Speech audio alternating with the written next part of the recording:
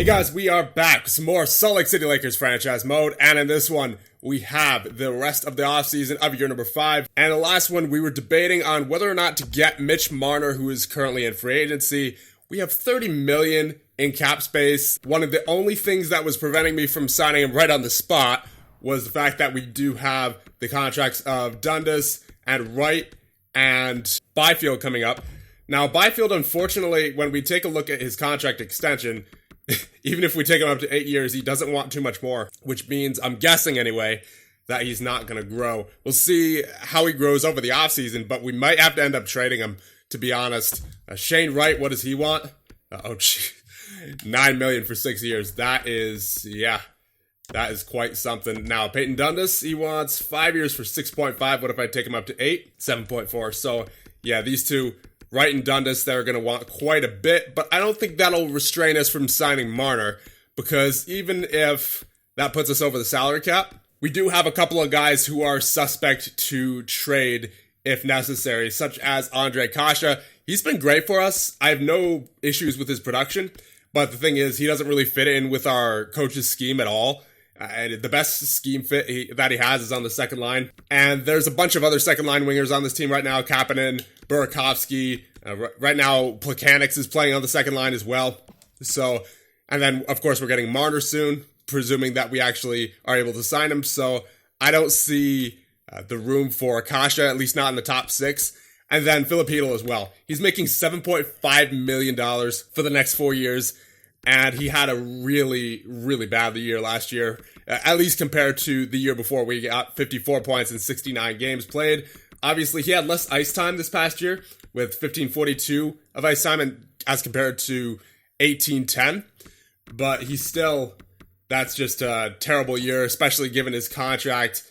He needs to be doing more. So I think if it comes down to it, Hedl is also a suspect to trade, given the cap situation that we may possibly be in a year from now. But that being said, there's nothing stopping us from signing him now, so we will do just that. We are going to give him an offer. He wants 7 years. I would prefer 6 years, to be honest. We'll take him to 7 anyway. We'll give him what he wants, and we will give him 12 mil for 7 years. I think that sounds good for Marner. And we'll give him a little bit more just to be safe. We'll give him 12.25 for 7 years. There you go. And now one guy who I want to get back is Brock Nelson. He was very good for us last year. He had, I believe it was 19 points in 23 games played. We acquired him at the trade deadline. Yes, indeed.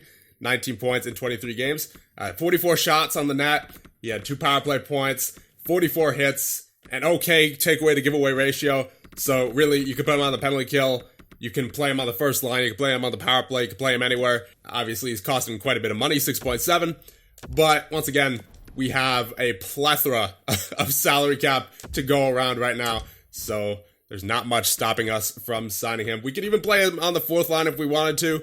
I don't think I'm going to, given he's still a really good player. But I'm just saying, if we give him power play time and penalty kill time, that is an option if we need it to be there. So 1 year for $7 million. Actually, you know what? I'll take him up to, since we're bringing him down to 1 year, I'll give him 7.25 for 1 year. And those are the only moves we're going to be making in free agency, because we pretty much have every other part of our roster filled out. As we take a look at our goaltender situation, we have Shesterkin and Brossoit. Shesterkin, I feel like he just had a rough go in those playoffs. You know, he had a pretty bad save percentage, 871 in 5 games. But other than that, he's been a very solid goaltender for us. A 911 save percentage in his first year here, a 914 last year, and a 928 in his first playoffs, and then 871, unfortunately, in that series against Chicago, I believe it was. So overall, he's been good. I just hope that he doesn't replicate this past playoffs and instead replicates the first playoffs that he was with us for. And then on defense, you have Dundas, Fleury, Manson, Montour, Goddard, Wong, and then Lambos as well. So I don't think there's any reason to go out and get a defenseman, because all these guys really have been solid, and I can't wait to see what Goddard and especially Wong turn out to be. He had some fantastic growth. He was a 70 overall at the start of this past year, grew all the way up to an 81 overall, and the offseason jump hasn't even happened yet. So he may end up being an 83 or an 84 overall by the start of this upcoming season. And as we take a look at his stats, 44 points in the Extra Liga in 52 games. That is a 42-point improvement upon the past season that he had which only 2 points in 25 games. So, and he's a defensive defenseman as well. So I'm hoping that he can develop into something pretty special, because that's pretty remarkable, especially for a defensive defenseman there. So we really have no other concerns heading into next season other than getting that star winger in Marner, and of course getting Brock Nelson back. And other than that, we should be good to go. So now we will see if Marner and Nelson have signed with your Salt Lake City Lakers. And Gunler has re-signed with his qualified offer. Nelson has rejoined the team, and Marner has joined the team as well. There you go. And after all that, we still have $12.7 million in cap space. So now I believe we are all set to go. We will see the offseason jump and get to the preseason. We have a trade to Detroit: Ellis, McCabe, and Gudas. And to Nashville, Frederik Andersen and a first. My goodness. We have another trade to Winnipeg: Yuri Anisimov and a first. And to Philadelphia, Lindholm, Dillon, and a third. Another trade to Anaheim will be Kyle Palmieri and Andrew Kopp. And to New Jersey, a first and Tracy. So Kyle Palmieri going back to where he started his career in Anaheim. To Chicago, we have Hornqvist and Udes. And then to Philadelphia, we have Saad and Cuckoo. To Arizona, Visitin and DiPietro. And to Vancouver, Niederreiter and Wallinen. To Buffalo, Grubauer, Tomasino, and Afanasyev. And to Nashville, Mikhail Granlund. So Granlund going back to Nashville. To Calgary, Popov and Blunden. And then to Arizona, Savard and a third. To Dallas, Brown. And to Ottawa, Corrado and a first. So here we are in the preseason. We're going to check out the growth of everyone on our team. So first off, goaltenders, Shesterkin an 86, Brossoit an 80. And in the system, Bednar is a 79. Bowman is a 77, so that's good. And Coco is a 68. Defenders, we have Dundas is an 87, so he stayed an 87. Hopefully he could grow a little bit more before topping out, but looks like he's starting to slow down his growth for sure. Fleury is an 85, Montour and Manson and Goddard, all 83s. Wong is an 82 to start out this season, and he is an official top 4 defenseman, so nothing wrong with that. Lambos is an 81, so a lot of young NHL-ready defensemen here, especially in Goddard, Wong, and Lambos. Wong and Lambos entering their rookie seasons, of course. Goddard entering his sophomore season, and DeMello as a backup defenseman. And in the system, you have Nicholas and Langlois. And forwards, Marner, of course, the 91 overall. Shane Wright is an 86 overall now. Burakovsky, 86. Kasha, 85. Faxa and Nelson and Kapanen as well. Plekanec is an 84. Hedl is an 83. Byfield's an 82. So he went from an 83 to an 81 to an 82. Not so sure how I feel about Byfield. Joshua Watt is an 82 now, so he'll definitely have to be somewhere within the top 9. And then Aston Reese is an 80. And in the system, you have Gunler a 79, Gunther a 79 as well, Lizotte, Rabinski, Teddy, and Corey. So here are the lines at the start of year number 6. We have Kasha, Wright, and Marner on the first line. Second line is Plekanec with Faxa and Burakovsky. Third line is Nelson with Waugh and Kapanen, and then the fourth line, Hedl, Byfield, and Aston Reese. Now, I'm not sure if Hedl or Byfield even fit on this team anymore, to be honest, because I really wanted to see some growth out of Byfield, but it doesn't look like we're going to see that, unfortunately.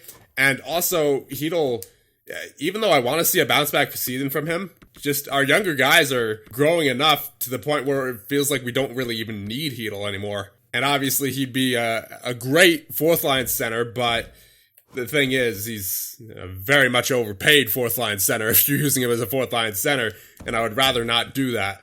So I'm thinking that both Hedl and Byfield are going to become trade bait sooner rather than later. On defense, you have Dundas and Goddard, Fleury and Manson, and then Montour with Wong. I wanted to get the chemistry up there as much as I could, because pretty much everyone besides Montour has -3 chemistry with Wong on the bottom pair, including Goddard. And I wasn't putting Dundas. You bet I'm not putting Dundas down there. So I had to get Montour there with Wong, and then Goddard with Fleury, Manson with, or actually it was Manson and Fleury, and then Goddard with Dundas, right? So of course that leaves DeMello, Lambos, and Brossoit as scratches. I wanted to find a spot for Lambos, but I couldn't, just because a little bit of a logjam on defense right now. Obviously not taking Dundas out, not taking Goddard out, not taking Fleury out. I'm not taking Montour out, I should say, with the season that he had last year, 46 points. So it's either Manson or Wong at that point, and I didn't really want to take out the veteran presence in Manson, and Wong, he deserves as much of a chance to get into the NHL as Lambos does. So for right now, Lambos will be our backup defenseman, although we definitely do have to find a way to get him in the lineup at some point. Power play, you have Marner, Wright, Nelson, Montour, and Fleury as the first unit. Second unit is Kapanen, Waugh, Plekanec, Burakovsky, and Dundas. Four-man power play is Wright, Marner, Montour, and Fleury. Faksa, Plekanec, Dundas, and Nelson. And then on the penalty kill, you have Hedl, Kapanen, Goddard, and Manson. Byfield, Aston Reese, Dundas, and Fleury. Again, that's subject to change depending on what we do with Hedl and Byfield. And the three-man penalty kill, Hedl, Goddard, and Fleury, Aston Reese, Dundas, and Manson. The chemistry is absolutely terrible in the three-man penalty kill because none of our defensemen fit our line chemistry for the penalty kill. That's unfortunate. I don't know why. 4-on-4, we have Wright, Marner, Dundas, and Goddard. And then the Waugh, Plekanec, Fleury, and Manson. And then Byfield, Kapanen, Montour, and Wong. 3-on-3, Wright, Marner, and Dundas. Waugh, Plekanec, and Fleury. And I think I'm going to change this, Hedl and Byfield. I don't want that. I will put, instead, Faksa there, as well as Kapanen. Extra attackers are Wright and Faksa, and the shootout, Marner, Wright, Burakovsky, Waugh, and Faksa, and in goal, Shesterkin and Bednar. And of course, we already saw who was scratched. So there you go. There are the lines for the start of the season. And now new numbers, we have Waugh, who is number 19. We have Marner, who is number 16. Wong is number 61. Lambos is number 7. And Bednar, number 3. That's a weird number for a goaltender. We're going to change that to number 1. And the next thing we're going to do, we're going to take that A off of Philip Hedl. He needs to earn it back if he wants to have that A back. And as well, I mean, his name's in trade rumors right now, so definitely not going to have that. Right now, we're going to give it to Ondrej Kase. He's been here since day one, and he's been consistently putting up some pretty good offensive numbers. So there you go, Kase with the second alternate, Burakovsky with the other alternate, and then, of course, Hayden Fleury is your captain. And now we're going to do a commentary third period against the Pittsburgh Penguins in our home opener. So let's get right to it. First period, we have we have quite the first period here. Marner on Jones, and then Crosby twice on Shesterkin, then Aston Reese on his old team, Murray on Shesterkin, and then Wright on Jones. Second period, we have a shootout of a game here. 6-5 going into the third. Malkin on Shesterkin, and then Nelson with a power play goal. Perlini on Shesterkin, then Plekanec, and then Wright once again on Jones. We got quite the offensive game here. Let's get into it. Here we go. Wright versus Crosby on the face-off, and Crosby will tie it up, but taken by Gallagher. Gallagher into the Salt Lake City zone, but Goddard takes it. Gets it back from Kase. Over to Marner. Marner up to Wright. Wright into the Pittsburgh zone. Wright looking at his options, goes around the net for Kase. Kase kicks it over to Marner. Marner with the shot, and a good save by Matt Murray. Taken up by Pittsburgh. Gensel into the Salt Lake City zone. He does a little angle, and Kase gets the rebound off the save by Shesterkin. Kase has it now in the Pittsburgh zone for Goddard, for Wright with a shovel shot. That was an unfortunate shot right there, but Murray breaks it up to Janmark. Janmark finds Murray. Murray tried to get it on net, but taken by Dundas, who gets it to Kase. Kase 1-on-3 right now, finds Burakovsky coming late, and Kase buries the rebound. It's now 7-5. First goal of the season for Ondrej Kase. Let's see this again. So Kase finds Burakovsky there. He was coming late, and then Kase buries the rebound. And that was a juicy one. Plekanec, Faksa, and Burakovsky out there against Perlini, Rodriguez, and Janmark. Face-off won by Pittsburgh. Mayfield to Rodriguez. Rodriguez tries to find Perlini and eventually does. Janmark! Oh man, we are seeing quite a bit of scoring here, as we already have 2 goals in this third period. Janmark with his first of the season. She's at this rate. This game is going to be 9-8 by the end of this period. Yeah, he just slides it by, it looks like. Yeah, he receives the pass, and he just barely sneaks it by over the pad. And it is now 7-6. Wow. Plekanec, Faksa, and Burakovsky out there once again against Perlini, Rodriguez, and Janmark. Face-off won this time by Salt Lake City, but turned over. Mayfield has it for Pittsburgh. Finds White Cloud, and White Cloud goes all the way back to the boards. Perlini for Janmark. Janmark turns and avoids the defender from Salt Lake City. Rodriguez pinned along the boards by Fleury. Rodriguez skates out to the front of the net, and Shesterkin has to lean back and make the save. Nelson Waugh and Kapanen out there against Bergeron, Henrique, and Oshie. Face-off won by Henrique. White Cloud tries to get it over to his teammate, but turned it over to Nelson with the intercept. Nelson tries to dangle around. He gets around eventually, but Bergeron takes it away. Henrique. 9:30 remaining in the third. Bergeron with the shot, and Fleury gets it out of harm's way. Kapanen skates it through the neutral zone and in.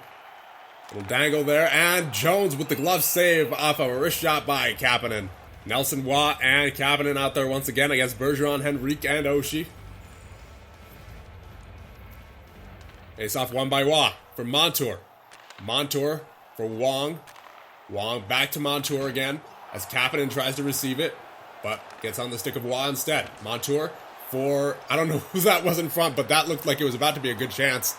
Johnson for McIsaac for Henrique, but Nelson takes it away for Salt Lake City, and we are still in the zone here. Byfield for Wong, for Montour. Montour with a shot from the point, and that is deflected out into the corner. Ashton Reese tries to get it on net and cannot. Henrique for Oshie. Moves it up to Bergeron, and he skates into the zone. Finds Oshie once again. Digs to the outside, and Malkin with a shot that's redirected. Wong for Nelson. Nelson turns it over to Bergeron with the shot to Oshie. Oh my goodness, that could have been in. That looked like it was going in too, but I believe it went wide. Byfield turns it over there. Oshie for Malkin. Right in the slide, just Shesterkin says no to that. Less than a minute remaining now in this third period. Kasha, Wright, and Marner out there against Poulin, Malkin, and Stepan. Krug for Murray. Back to Krug once again. Finds it around the boards. Wright meets it there. And Goddard takes it away. For Dundas. Kasha. Empty net for Salt Lake City as there's a delayed penalty going on right now. Number 80, I believe that is Goddard. But picked up by Pittsburgh, and we have a power play. So Kapanen, Waugh, Plekanec, and Burakovsky, and then I believe Dundas, yes. Burakovsky for Dundas. For Waugh. Dundas receives it back from him.